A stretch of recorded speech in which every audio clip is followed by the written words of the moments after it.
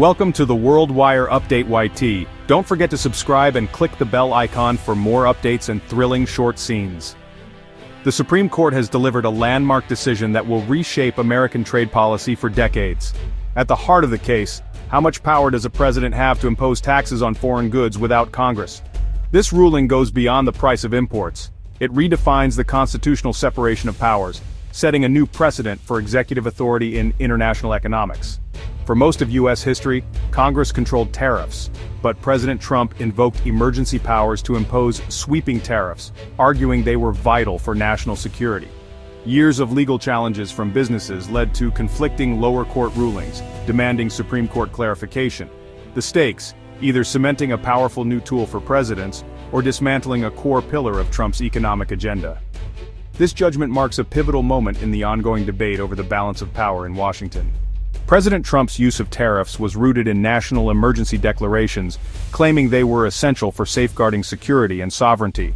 Invoking the International Economic Emergency Powers Act of 1977, the administration repurposed a law meant for crises to justify tariffs tied to issues like drug trafficking and illegal immigration.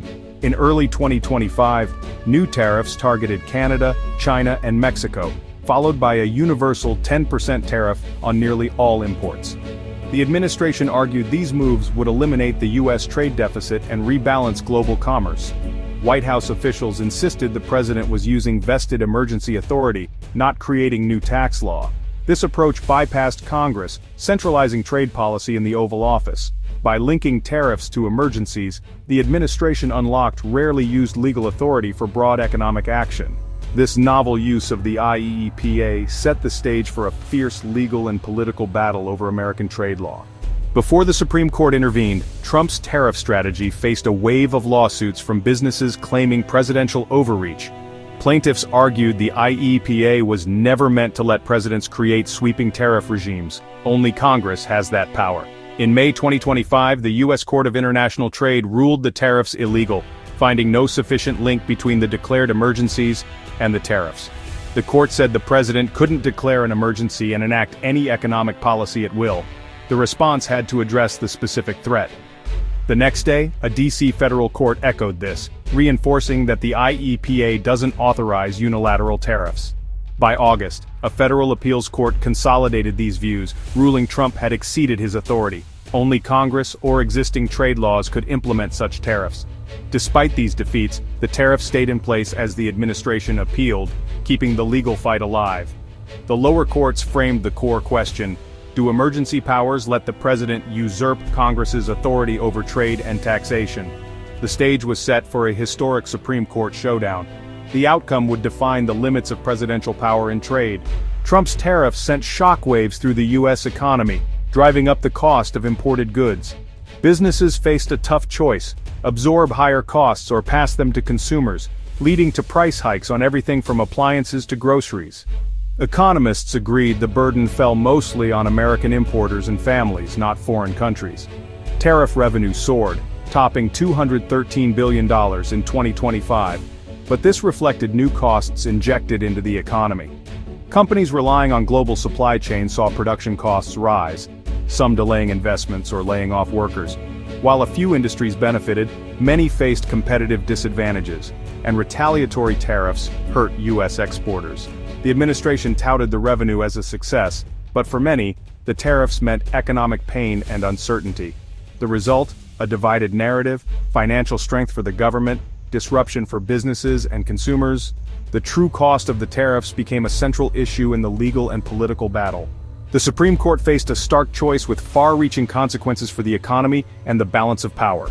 Invalidation of the tariffs would drop average rates from over 17% to about 7%, easing inflation and boosting GDP by up to $95 billion annually. But it would also create a massive budget hole, forcing the government to refund billions and lose $1.7 trillion in projected revenue over a decade. Alternatively, upholding the tariffs would cement the president's broad emergency powers, allowing future presidents to impose taxes by declaring emergencies. This could let presidents target issues like climate change or offshoring with new tariffs, shifting power from Congress to the executive. The decision wasn't just about tariffs, it would define executive power for generations. The court's ruling would either dismantle a central pillar of Trump's economic policy or permanently alter presidential authority. No easy middle ground existed. The stakes were enormous. The outcome would set a precedent for how far a president can go in shaping trade policy. The nation awaited a decision that would echo for decades. The tariff case was just one front in the Trump administration's push to expand presidential power. Courts in 2025 saw high-stakes battles over executive authority, from trade to control over federal agencies. The administration's attempt to fire a Federal Reserve Board member was blocked by a judge, now pending before the Supreme Court. In contrast, the court sided with Trump on firing a Federal Trade Commission member, signaling a shift toward more presidential control. Other cases questioned the president's power to impound foreign aid and deploy the National Guard domestically. Even immigration laws became a testing ground, with the administration seeking to use rarely invoked statutes for deportations. These legal fights collectively challenged traditional checks and balances, making the tariff ruling a key indicator of the future of executive power. The Supreme Court's decision would help define the boundaries of the presidency for years to come. The Supreme Court's final judgment on the tariff showdown has permanently altered American trade policy. By clarifying the limits of emergency powers, the court drew a new line between executive and legislative authority.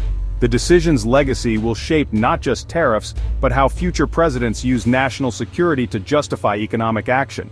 If the tariffs were struck down, Americans would see relief from high prices, but the government would face a budget crisis. If upheld, a new era of protectionism and executive dominance would begin, departing from decades of lower trade barriers and congressional oversight. The ruling addresses the trend of executive overreach, either curbing or accelerating it for future administrations. This case sets a precedent for unilateral presidential action on issues from climate change to cybersecurity. The shockwaves from this decision will shape American democracy and global trade for years to come.